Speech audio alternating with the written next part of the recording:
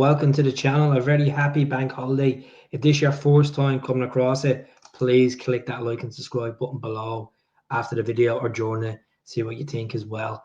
As we clinched the title last week at DANISH, we made it 4 in a row, which is 55 titles for Celtic. Some good news this week. Big deal regards to Adidas, a 10-year deal, the biggest kit manufacturing deal in Scottish football, worth 35 million over the next 10 years. I felt like a little bit of a scam there compared to what with the previous deal we had with them five years ago. They gave us 25 million and we've settled for 35 million. But yeah, let's be honest, top 20 clubs in world football with regards to jersey sales, and I'm sure that we'll whack it out of the park regards to all these deals. We've also announced as well this week that they've got the permission from the council as well that we're going to build a massive superstore just on the corner of Argyle Street as well. So we're moving away from the one that we see on Argyle Street to a bigger one, a better one, more dynamic.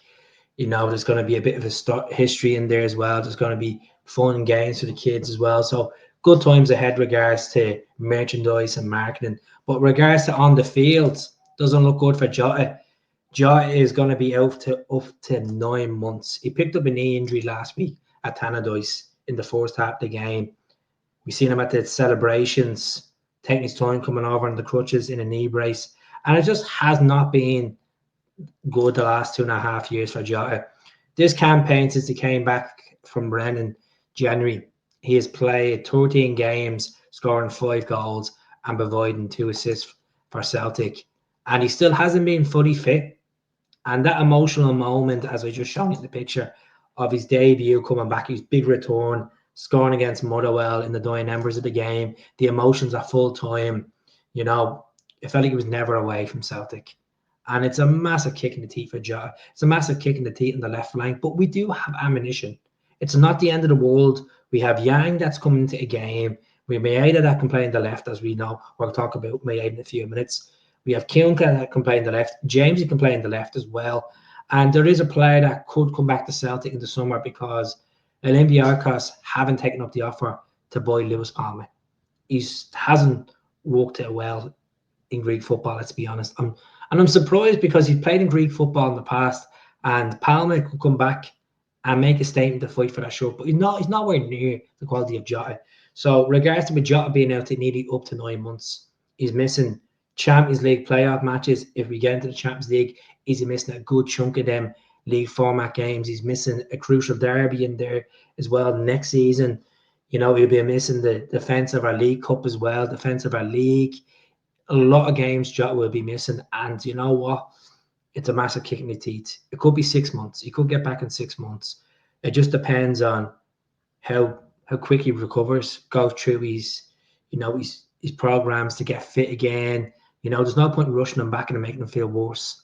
You look what we've seen with Carter Vickers in the past, where we rushed him back and he still wasn't 100%.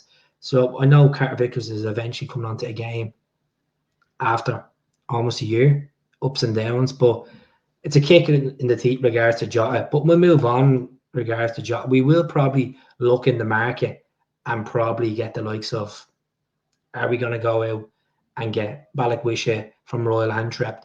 I spoke about this guy so many times on the channel. He's been capped under 21 level for Belgium.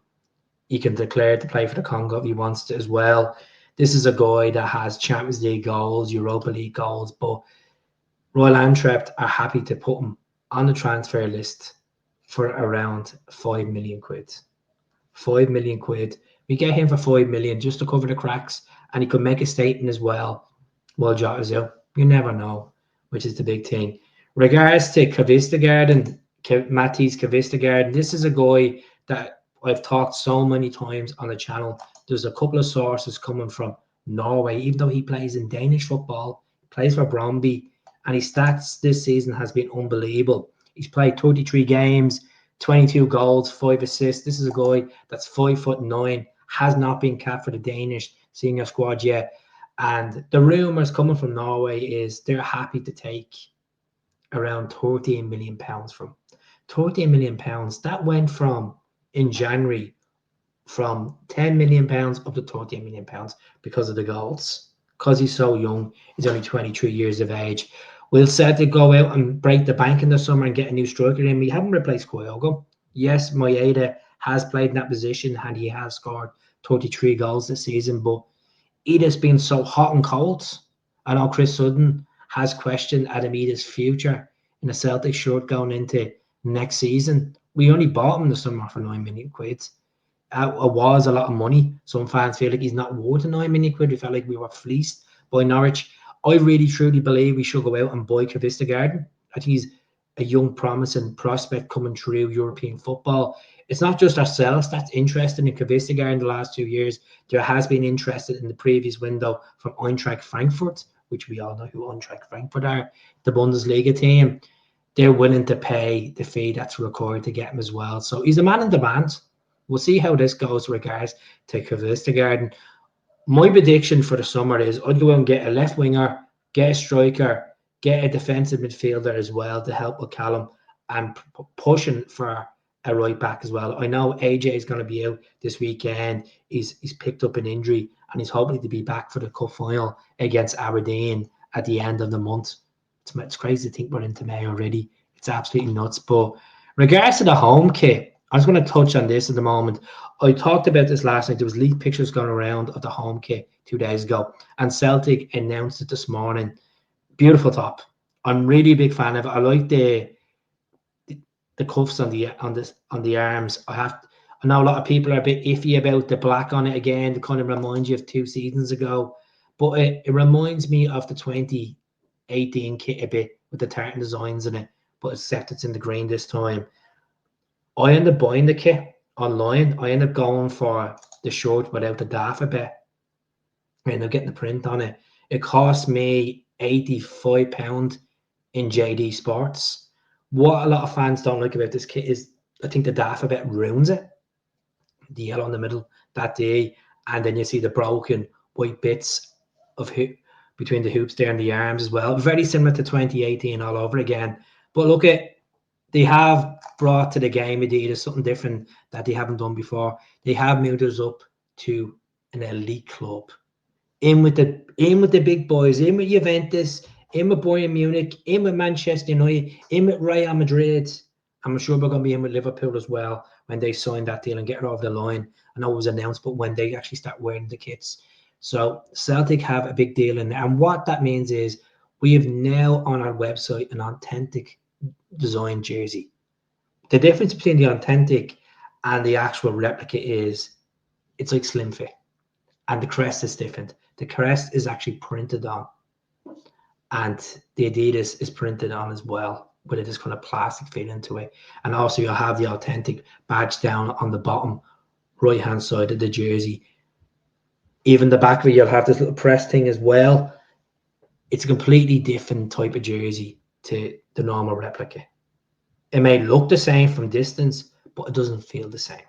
It doesn't feel the same. So that's over £100 to buy that jersey. A lot of fans today looking on social media across various Celtic groups on Facebook, not happy with the price. Same old talk as always. Not happy that the club's bringing out a home jersey every single year. Not happy that the price has gone up by £5 from the previous season. Not happy that they haven't put too much design into the jersey. There's always complaints from fans. But you know the funny thing is, majority of the fans that complain about these jerseys actually go out and buy the jersey halfway through the season. If you don't want the jersey, don't buy it. Simple as. No one's putting a gun to your head to buy a bit of merchandise. All it means we want to support a club. We have taken in, in the top 20 short sales in the world last year, 35 million. So Adidas is making massive money off it. Celtic's making massive money off it. I'm looking forward to seeing the proper away jersey. We've seen the leaked pictures of that pinstripe kind of bumblebee concept. We'll see if that's accurate over the next couple of, let's say, 3 to 4 weeks once the home kit is launched. It has its marketing kind of sales, and then we'll see. We'll probably move on to the away kit, and then we'll see what the third kit is as well. I think the Adidas gear has been pretty nice and smart this season. I think this jersey's been pretty smart. I would have loved to be worn more, but we only wore it against Aston Villa and Bayern Munich. We didn't get to wear it in the league campaign, so bit of a disappointing kick in there. But regards to DAIZEN Maeda, which is wearing the jersey in this against Bayern Munich, There's been talk of him being linked with a big move, a move that could be over 25 million quid for the Japanese forward. A guy that has scored 23 goals in all competitions this season. And look, most of all in the middle of that screen, 4 goals in the Champions League. So he's on a radar. He's on Arsenal's radar. He's on Liverpool's radar. I'm sure he's on a various amount of clubs' radar because he's smashing it this season. You could say since November, his form has just accelerated and accelerated. Since that League Cup semi-final against Aberdeen, he's just been on absolute fire. Kyogo gone. Who cares about Kyogo? DAIZEN Maeda came in and has been banging more goals than ever. So Maeda has 2 years left in his Celtic deal. Will Liverpool approach for Maeda? Let's be honest, Liverpool have a cracking team. They have a good manager, Arne Slot. And Arne Slot's seen Celtic, well, obviously with Maeda, the last campaign as well. So he's aware of what Maeda has, his strengths. I don't think DAIZEN Maeda will leave Celtic unless we're looking at maybe 25 to 30 million. And we always lose one of our big players in the summer. We've had it with Jota 2 years ago, which now he's back. We had it with Mathias, which is not doing well at Brighton, can't get a sniff. And it's not always the grass ain't green on the other side, but I can't see Maeda going unless the club push him out and take the money. That's the only way I can see DAIZEN Maeda going. Been a massive part of our team over the last 3 years. Love scoring the derby games. Love scoring in Europe. You know, I know we loved Kyogo. We all loved Kyogo. We all had that affection with Kyogo. But Maeda's always been my man. I love Rio. I always do love Rio. I know I was always a Nakamura fan growing up, but Maeda so stick to. We go back to my videos when we were linked with DAIZEN Maeda. Looking at what he had with the Golden Boot in Japan for Yokohama Marinos, working with Ange, I knew we were going to get a player there. I knew we were going to get a player that, you know, that started in World Cups, scoring in World Cups as well in recent times, leading the line for Japan. He's a box office player, and he provides something different than you see in any league in the world. The way he chases that ball, the way he gives everything, the way he's finishing his sharpness, he has the whole package. And it would be an absolute sin if we were to lose DAIZEN Maeda this summer. We can't lose DAIZEN Maeda. He's on a deal. To bring reports that we're going to give him another new deal. Bump up his wages. Don't lose our Japanese emperor.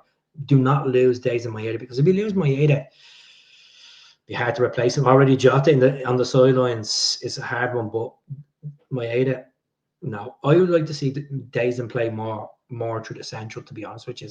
But we really should put focus on getting a striker in the summer. If it's Kvistgaarden, if it's someone else from another league, we shall see. I know people have said to me, Simon Murray, hold on a minute, folks. Yes, he's up for the PFA Player of the Year with the likes of Nicholas Kuhn, DAIZEN Maeda, and Callum McGregor. He's done well for Dundee. We'll give him the respect there. But he's not Celtic level. He's not Celtic level. It kind of reminds me of a whole Chris Killen links back in the day.